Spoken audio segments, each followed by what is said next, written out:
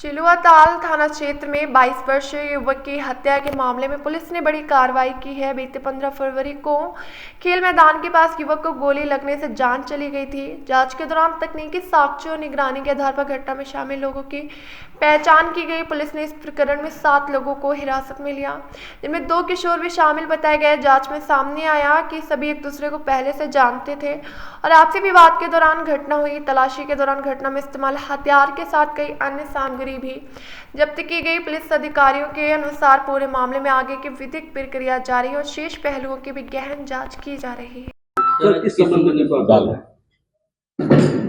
थाना चिलुआताल में एक घटना हुई थी। आप लोग विदित हैं इसके लिए।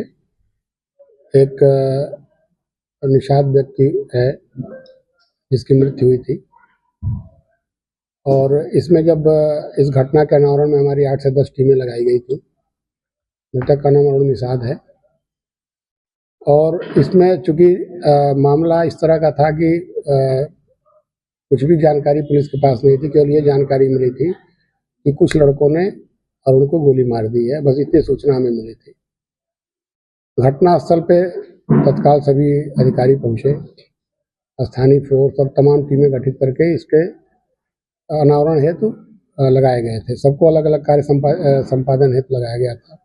एक टीम जो डेडिकेटली सीसीटीवी देखने के लिए लगाई गई थी, उन्होंने बड़ी मेहनत का काम किया। घटना स्थल उसके आसपास के जितने भी आने जाने के रास्ते सभी सीसीटीवी फुटेज को कलेक्ट किया और टाइमिंग के हिसाब से उनको एक दूसरे से कनेक्ट किया तथा जो लोग वहाँ मौजूद थे उनके लोकेशंस की भी जानकारी की गई। जब सारी कड़ियों को एक तरीके से एक सूत्र में पिरोया गया तो ये निकल के आया कि 7 लड़के थे जो आपस में एक दूसरे को पहले से जानते थे और मित्र भी थे। अक्सर मिलते जुलते थे, उसी ग्राउंड में भी मिलते थे और इधर उधर भी मिलते थे। उस दिन 7 इकट्ठा होते हैं वहाँ पे। उस दौरान फुटेज में क्लियर दिख रहा है कि 7 लोग खड़े हैं। अचानक एक व्यक्ति गिरता है और शेष 6 वहाँ से भाग जाते हैं। जब उसमें सभी 6 की गिरफ्तारी हम लोगों ने कर ली है। साथ में मुख्य अभियुक्त जो विशाल है उसको उसको कारतूस देने वाले को भी हमने गिरफ्तार कर लिया है। घटना में जो उस समय मोटरसाइकिलें प्रयुक्त हुई थी वो भी बरामद है, असलहा भी बरामद है और जिस वाहन से ये लोग भागने की फिराक में थे वो 4 व्हीलर भी बरामद किया गया।